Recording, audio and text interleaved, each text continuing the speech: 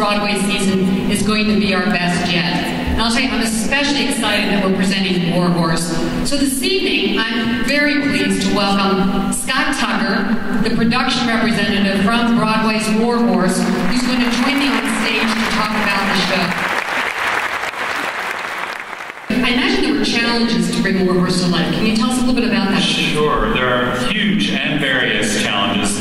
I think first, how do you display the epic scale of World War I on stage? How do you lead a cavalry charge on stage? But I think the biggest challenge is how do you create a show where the central character is a puppet that doesn't speak, a puppet that's a horse. And how do you get an audience to follow his story, to empathize with that character? Sure. Do you want to tell us a little bit about the puppetry then? Well, sure. There are... wait a second. Let me introduce Joey from War Horse. Now, he's a little shy. It's his first time in Omaha. Sure, if he can get close enough down there, let's see what he does. So there you go.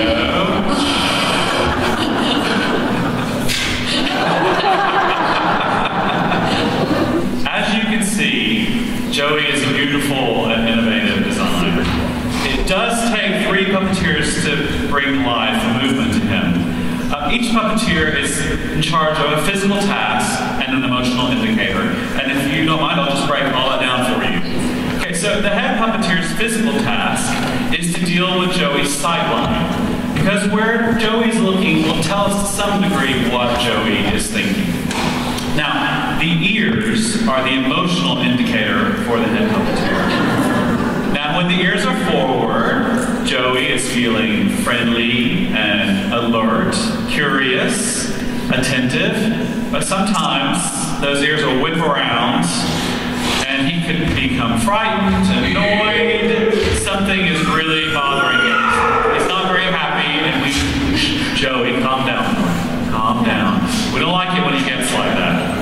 Now, the emotional indicator for the heart puppeteer is one of the smallest mechanisms, but most important, and that is the breath.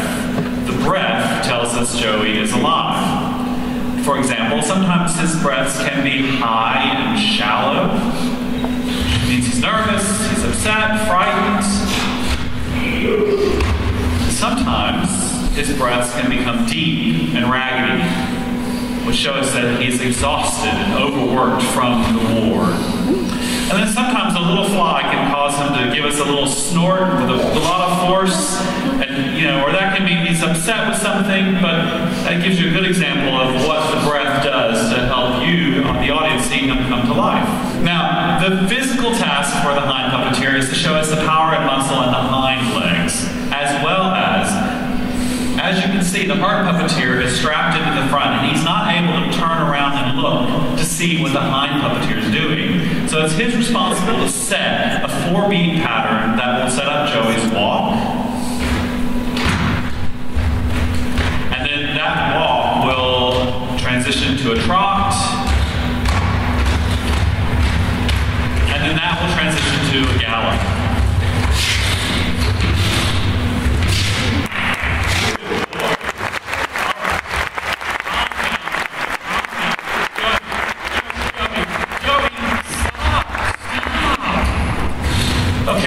Joey's getting a little worked up, so I think we need to get him back to the stable. But before we leave, one more thing. Okay, Joey.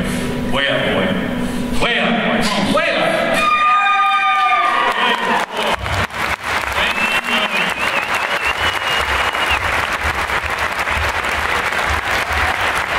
We'll actually bring the guys out for a demonstration out of horse, so you can see how they work together to create Joey's voice. But are you guys ready? Come on out. Please welcome our 3. Curtis Jordan, our head puppeteer. Jody Earl, our heart puppeteer. And Luke Brewer, our hind puppeteer. Yeah, so we did quite a lot of research into the mechanics of how horses make sound. And what we discovered, rather conveniently for us, was that the capacity of a horse's lungs is roughly equal to 3 grown men. Kind of works out quite well for us. But that means that when we work together as a team of 3, when we make noise, we can sustain it with more breath for a longer period of time, so it creates more reality for the audience, basically. So, to do that, we have variations. Sometimes it's quick, short shots, which sound a bit like, and sometimes it's a longer, more kind of explorative breath, which would be